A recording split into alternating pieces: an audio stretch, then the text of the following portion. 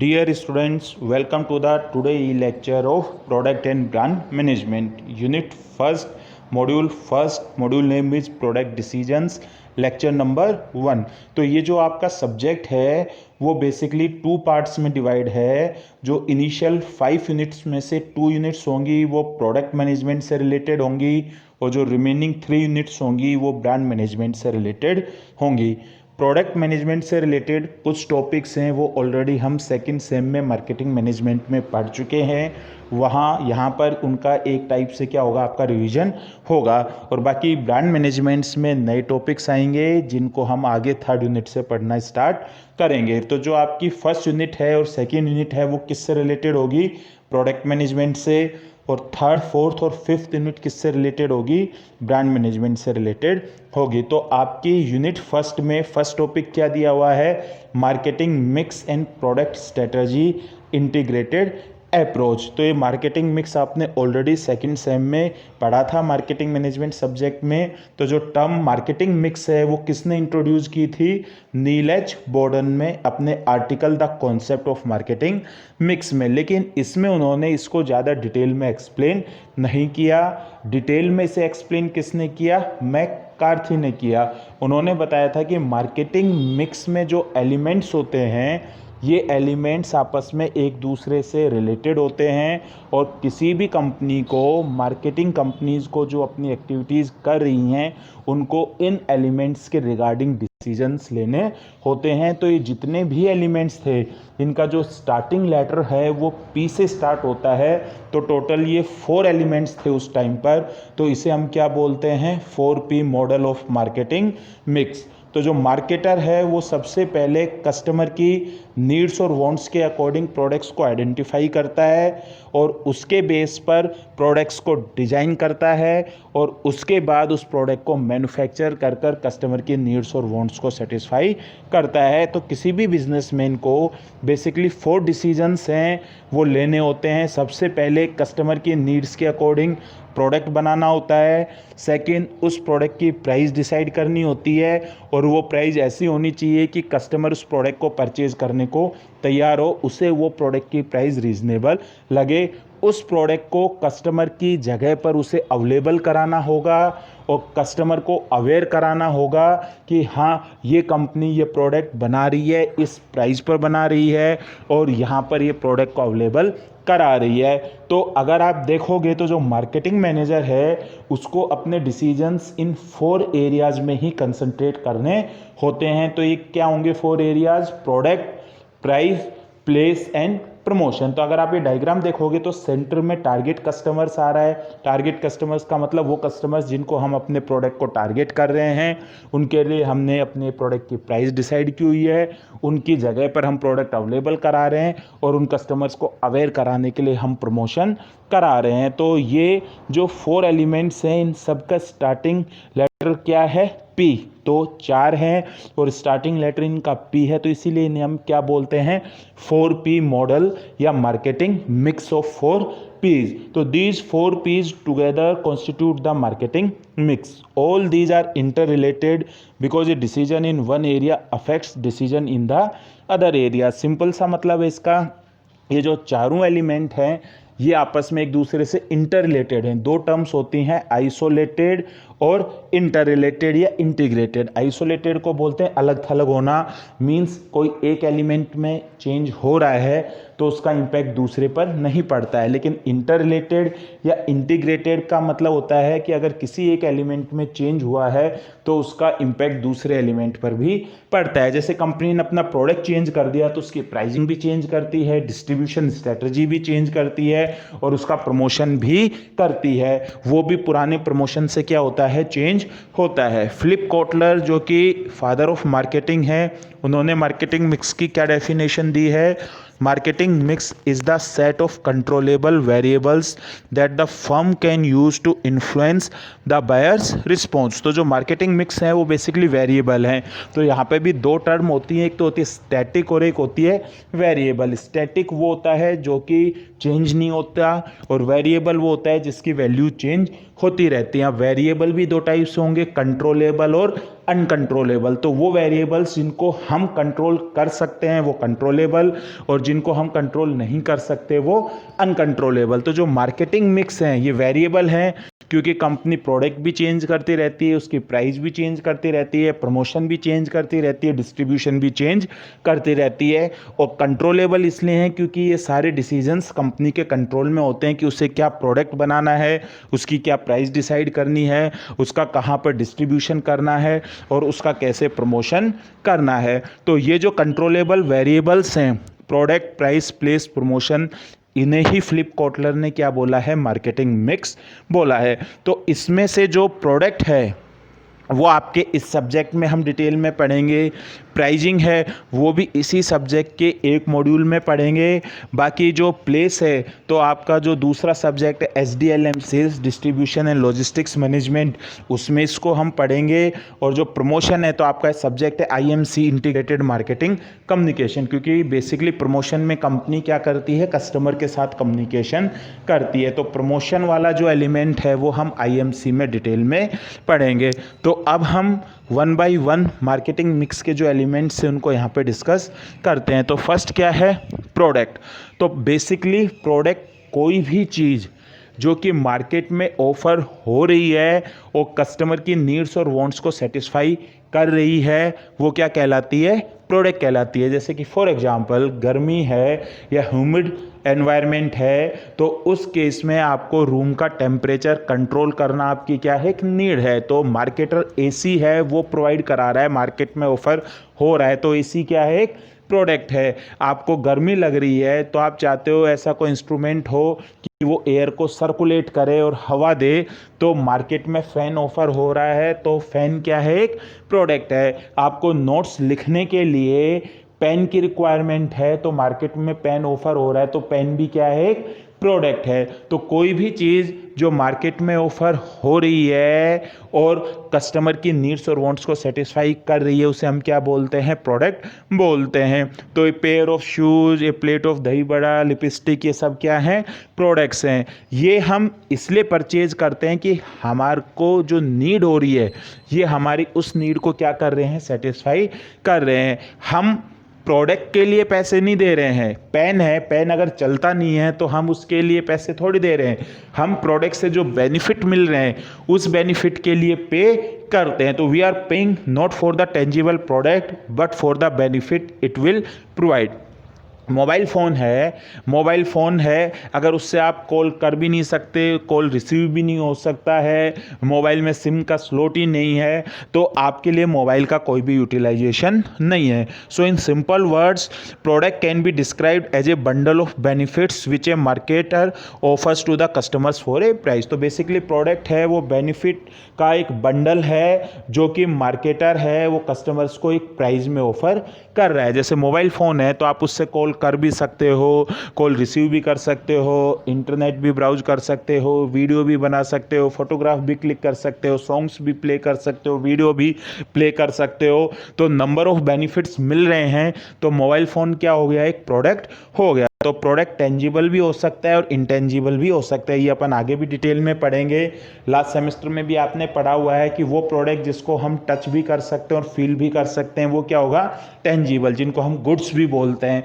जैसे कि लैपटॉप है, मोबाइल फ़ोन है, कार है, पेन है, रजिस्टर है, चॉकबोर्ड है, टेबल है, ये सारे के सारे क्या हैं, गुड्स। और सेकंड क्या है, प्रोडक्ट इंटेंजिबल भी हो सकता है, मींस जिसको हम फील कर सकते हैं लेकिन टच नहीं कर सकते हैं। जैसे कि फॉर एग्जांपल हॉस्पिटैलिटी सर्विस है, आपकी लॉन्ड्री सर्विसेज है, ट्रांसपोर्टेशन सर्विसेज है, तो ये सब किस में आते हैं, आपके सर्विसेज में आते हैं।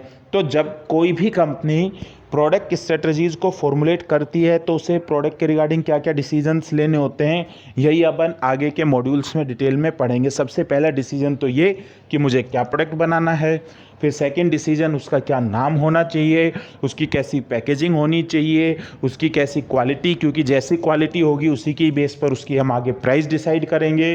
तो उसकी अपीयरेंस कैसी होनी चाहिए। अगर आप देखोगे हर लैपटॉप में वही सेम फीचर्स होते हैं, लेकिन हर कंपनी के लैपटॉप का डिज़ाइन क्या होता है, अलग अलग होता है। हर कोई कार में वही सेम फीचर होते हैं। अगर हैचबैक है तो वही 5 सीटर होगी, पीछे डिग्गी बूट स्पेस होगा, वो उसके साथ इंटीग्रेटेड होगी, वही स्टीयरिंग होगा, वही 4 गेट्स होंगे। लेकिन फिर भी हर कार की अपीयरेंस एक दूसरे से क्या होती है, अलग अलग होती है। फंक्शनैलिटी कि उसमें क्या क्या फीचर्स होने चाहिए, एसेसरीज उस प्रोडक्ट के साथ क्या एसेसरीज देनी है नहीं देनी। जैसे कि फॉर एग्जांपल पहले मोबाइल फ़ोन के साथ है आपको है ये 3.5 mm का जैक होता था, तो मोबाइल फ़ोन की लीड मिलती थी। लेकिन आज की डेट में जो मोबाइल फ़ोन कंपनीज हैं वो मोबाइल फ़ोन की लीड नहीं देती हैं। इसकी बजाय वो उसका सिलिकॉन का जो मोबाइल का कवर होता है वो कवर साथ में देती हैं। इंस्टॉलेशन कि आपके प्रोडक्ट का इंस्टॉलेशन करवाना है या नहीं कराना। अगर आप FMCG प्रोडक्ट्स बना रहे हो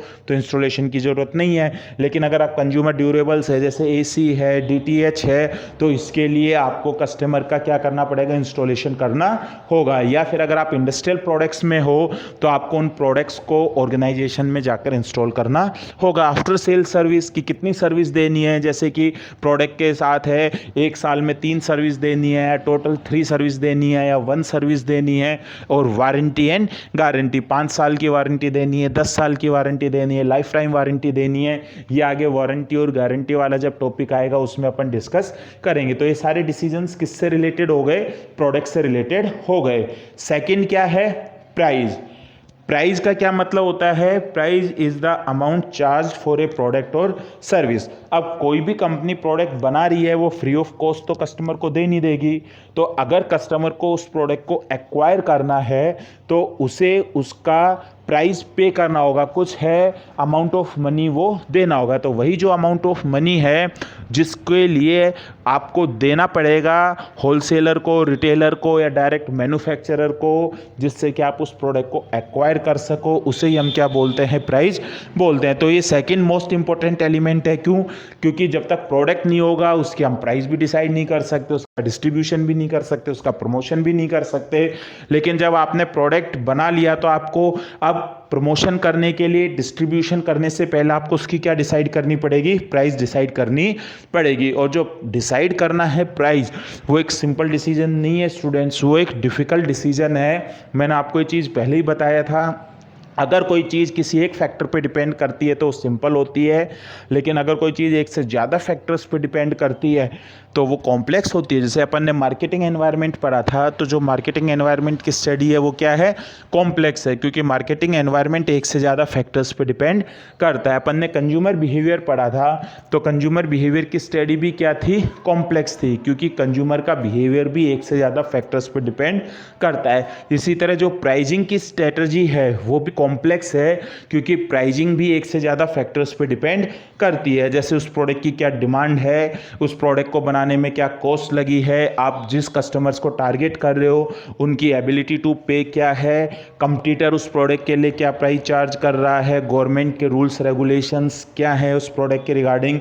तो हमको इनको ध्यान में रखते हुए अपने प्रोडक्ट की प्राइस को फिक्स करना होता है। और प्राइजिंग को फिक्स करना एक इंपॉर्टेंट डिसीजन है, क्योंकि अगर आपका प्रोडक्ट अच्छा है और अगर उसकी प्राइजिंग अप्रोप्रिएट नहीं है तो प्रोडक्ट मार्केट में सक्सेसफुल नहीं हो पाएगा और आपकी प्रॉफिटेबिलिटी पर भी इम्पैक्ट पड़ेगा। तो प्राइजिंग में क्या क्या डिसीजंस होते हैं जो कि एक मार्केटिंग मैनेजर को लेने होते हैं। सबसे पहले प्राइजिंग स्ट्रेटजी, कि कौन सी प्राइजिंग स्ट्रेटजी यूज करनी है, पेनिट्रेशन या स्कीमिंग, ये भी आगे आएगी जब अपन पढ़ेंगे। जब प्रोडक्ट की जो प्राइस होनी चाहिए उससे हम प्राइस कम रखते हैं तो ये पेनिट्रेशन स्ट्रेटजी, और जब प्रोडक्ट की जो प्राइस होनी चाहिए उससे हम प्राइस ज़्यादा रखते हैं तो इसे कौन सी स्ट्रेटजी बोलते हैं, स्कीमिंग स्ट्रेटजी बोलते हैं। सेकंड, लिस्ट प्राइस, इंडिया में इसे MRP बोलते हैं, मैक्सिमम रिटेल प्राइस। इसमें मैन्युफैक्चरिंग कॉस्ट भी होती है, मैन्युफैक्चरर का प्रॉफिट भी होता है, होलसेलर का मार्जिन भी होता है, रिटेलर का मार्जिन भी होता है। तो उस प्रोडक्ट की क्या MRP होनी चाहिए, पेमेंट पीरियड, डिस्काउंट। अगर आपका प्रोडक्ट सीजनल प्रोडक्ट है तो उस पर ऑफ सीजन में डिस्काउंट देना है, कितना डिस्काउंट देना है, या प्रोडक्ट का अगर स्टॉक है और आपका वो स्टॉक बिक नहीं रहा है तो उस प्रोडक्ट पर डिस्काउंट देना है। फाइनेंसिंग, आप खुद प्रोडक्ट के लिए फाइनेंसिंग प्रोवाइड कराओगे या कस्टमर को, अगर वो प्रोडक्ट है इंस्टॉलमेंट्स में चाहिए, इंस्टॉलमेंट्स इन द मीन्स वो जो प्राइस है वो इंस्टॉलमेंट्स में देना चाहता है, लोन लेना चाहता है, तो उसके लिए उसे खुद ही एफर्ट्स करने होंगे। और क्रेडिट टर्म्स की कितने टाइम तक उसे वो रिपे करना है, और इंस्टॉल इंस्टॉलेशन अगर आप दे रहे हो, इंस्टॉलमेंट्स में अगर आप दे रहे हो, तो उसके लिए जो डाउन पेमेंट है वो इनिशियल मिनिमम कितना होना चाहिए। तो ये सारे के सारे डिसीजंस किस में आ जाएंगे, आपके प्राइस में आ जाएंगे। अब थर्ड क्या है, प्लेसमेंट। गुड्स एक जगह पर या कुछ लिमिटेड जगह पर प्रोड्यूस होती हैं, लेकिन हर कंपनी चाहती है कि उसकी डिमांड हर जगह से आए। तो अब कंपनी के लिए ये तो पॉसिबल है नहीं कि वो इंडिया में या पूरे वर्ल्ड में जगह जगह पर अपने मैन्युफैक्चरिंग प्लांट लगाए। जैसे कि फॉर एग्जांपल जो वुलन गारमेंट्स है वो लुधियाना में बनते हैं और पूरे इंडिया में अवेलेबल होते हैं। हुंडई का चेन्नई में प्लांट है, पूरे इंडिया में हुंडई की गाड़ियां अवेलेबल हैं। टाटा मोटर्स है, उसका भी प्लांट है। फॉर एग्जांपल उसका है जो टाटा मोटर का सानंद में प्लांट है या फिर सिंगूर में प्लांट है, लेकिन उसका प्लांट के जो प्रोडक्ट्स हैं वो अवेलेबल पूरे इंडिया में है। मारुति का मानेसर में प्लांट है, लेकिन उसकी गाड़ियां पूरे इंडिया में अवेलेबल हैं। तो ये किसके थ्रू पॉसिबल हो पाता है, प्लेस यानी कि प्लेसमेंट के थ्रू पॉसिबल हो पाता है। तो जब कंपनी ने प्रोडक्ट बना लिया, उसकी प्राइस डिसाइड कर ली, अब नेक्स्ट डिसीजन उसे किसके रिगार्डिंग लेना पड़ेगा, डिस्ट्रीब्यूशन यानी कि प्लेसमेंट के रिगार्डिंग लेना पड़ेगा। तो availability of the product at the right place at the right time and in the right quantity is crucial in placement decision. तो कंपनी को जो अपना प्रोडक्ट है उस जगह पर अवेलेबल कराना चाहिए जहां उसकी डिमांड है। जैसे कि फॉर एग्जांपल आप निशे मार्केटिंग करते हो, आपके प्रोडक्ट की प्राइस ज़्यादा है, तो आपको अपने प्रोडक्ट को मेट्रो सिटीज़ में अवेलेबल कराना चाहिए, क्योंकि अगर आप रूरल एरिया में अवेलेबल कराओगे तो वहाँ पर है उस प्रोडक्ट की डिमांड नहीं होगी। अगर आप एग्रीकल्चर प्रोडक्ट्स बनाते हो और अगर आप मेट्रो सिटी में टारगेट कर रहे हो तो भी उस प्रोडक्ट की डिमांड नहीं होगी। उस टाइम पर आपके लिए राइट प्लेस कौन सा हो जाएगा, रूरल एरिया हो जाएगा। एट द राइट टाइम मतलब जब कस्टमर को उस प्रोडक्ट की ज़रूरत है, अगर वो प्रोडक्ट उसको उस टाइम पे मिल रहा है तो ठीक है, अदरवाइज वो कंपटीटर का प्रोडक्ट ले लेगा। राइट क्वांटिटी में जब कभी भी कस्टमर है, आपका अलवर में शोरूम तो है, लेकिन कस्टमर जब कभी भी जाता है आपका प्रोडक्ट हमेशा आउट ऑफ स्टॉक मिलता है, तो कस्टमर आपका वेट थोड़ी करेगा, वो आपकी जगह कंपटीटर का प्रोडक्ट ले लेगा। तो डिस्ट्रीब्यूशन में क्या क्या डिसीजंस होने चाहिए कि सही जगह पर, सही टाइम पर और सही क्वांटिटी में हमारा प्रोडक्ट कस्टमर को हमेशा अवेलेबल रहे। तो प्लेसमेंट यानी कि डिस्ट्रीब्यूशन में भी कौन कौन से डिसीजंस होते हैं, प्लेसमेंट कि डिस्ट्रीब्यूशन है कहाँ कहाँ पर करना है, distribution channels direct channel use करने हैं या इनडायरेक्ट चैनल्स यूज करने हैं।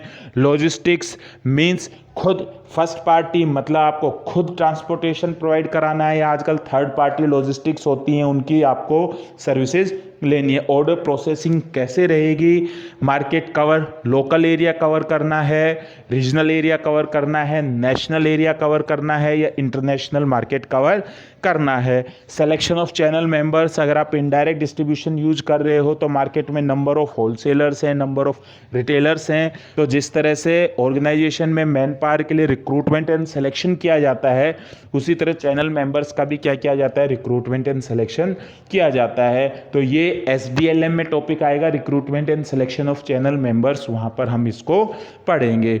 अब नेक्स्ट पी कौन सा आ जाएगा आपका, प्रमोशन। एक कंपनी प्रोडक्ट बना रही है, उसकी प्राइस डिसाइड कर रखी है, उसको अलवर में अवेलेबल भी करा रही है, लेकिन कस्टमर को अवेयरनेस ही नहीं है कि कोई कंपनी है जो ऐसा प्रोडक्ट बना रही है, उसकी ये प्राइस है और अलवर में इसका कहाँ पर स्टोर है। तो कस्टमर को अपने आप तो सपना आएगा नहीं कि वो जाकर उस प्रोडक्ट को परचेज करे। तो लास्ट में कंपनी का क्या काम रह जाता है कि कस्टमर्स को अवेयर कराना कि हम ये प्रोडक्ट बना रहे हैं और यहाँ पर हमारा शोरूम है और ये इसकी प्राइस है, तभी तो जाकर कस्टमर उस प्रोडक्ट को क्या करेगा, परचेज करेगा। तो कंपनी ने कस्टमर्स की नीड्स के अकॉर्डिंग प्रोडक्ट बना दिया, उसको सही प्राइस रख दी, उसको जहाँ पर कस्टमर्स की डिमांड थी वहाँ पर उसको अवेलेबल भी करा दिया, लेकिन कस्टमर को अवेयर नहीं कराया उसकी प्राइस के बारे में, फीचर के बारे में, अवेलेबिलिटी के बारे में, तो आपका मार्केटिंग प्रोग्राम सक्सेसफुल नहीं हो पाएगा। तो प्रमोशन भी मार्केटिंग मिक्स का एक इम्पोर्टेंट एलिमेंट है।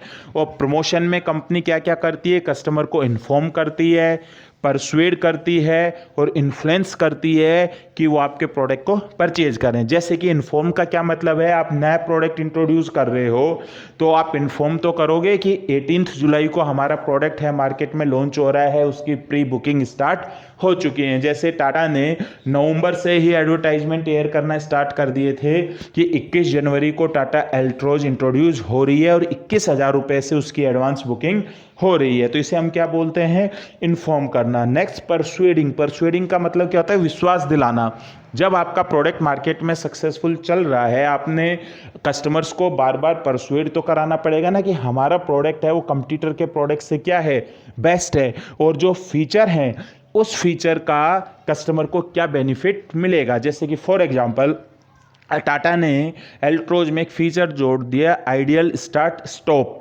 तो कस्टमर को परसुएड तो करना पड़ेगा कि इस फीचर का क्या बेनिफिट है। तो कंपनी क्लेम कर रही है कि जब आपकी गाड़ी रुकी हुई है और 10 सेकंड से ज़्यादा रुकी हुई है तो इंजन ऑटोमेटिक ऑफ हो जाएगा, और जैसे आप क्लच प्रेस करोगे इंजन ऑटोमेटिक ऑन हो जाएगा। तो इससे आपकी जो फ्यूल इकोनॉमी है वो इंक्रीज होगी और आपकी गाड़ी की एवरेज अच्छी आएगी। तो ये क्या है, परसुएड कराना। या आप अपने प्रोडक्ट में कोई इंडिग्रेंट बता रहे हो कि हमारे प्रोडक्ट में ये इंडिग्रेंट है और इससे हमारे प्रोडक्ट से ये बेनिफिट आपको मिलेंगे, तो वो भी आप क्या कर रहे हो, परसुएड कर रहे हो। और इन्फ्लुएंस करना, आप अपने प्रोडक्ट के फीचर्स बता रहे हो, आप अपने प्रोडक्ट के बारे में कस्टमर्स को अवेयर करा रहे हो, तो कस्टमर आपका प्रोडक्ट परचेज करने के लिए क्या होता है, इन्फ्लुएंस होता है, और वो आपके प्रोडक्ट को क्या करेगा, परचेज करेगा। तो प्रमोशन के भी रिगार्डिंग कौन कौन से डिसीजंस होंगे।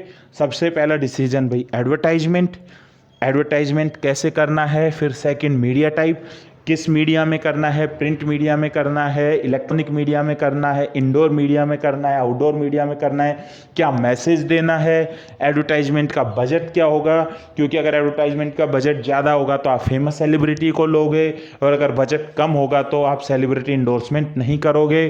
Sales promotion, personal selling, public relations, direct marketing, ये आप मार्केटिंग मैनेजमेंट का जो लास्ट मॉड्यूल था उसमें भी आपने पढ़ा था, और यही सारे पॉइंट आप इंटीग्रेटेड मार्केटिंग कम्युनिकेशन में भी पढ़ोगे कि खाली कंपनी पर्सनल सेलिंग करेगी या पर्सनल सेलिंग के साथ साथ एडवर्टाइजमेंट भी करेगी।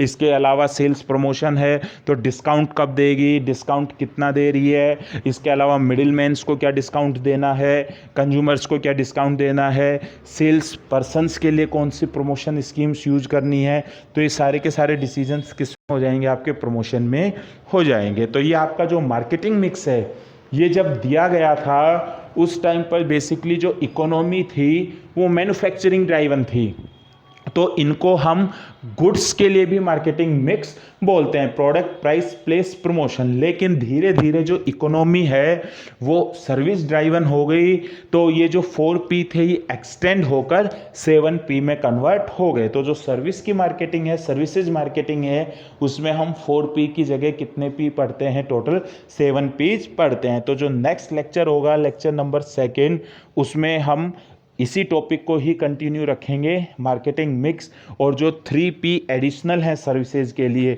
उनको हम डिस्कस करेंगे। Thank you very much.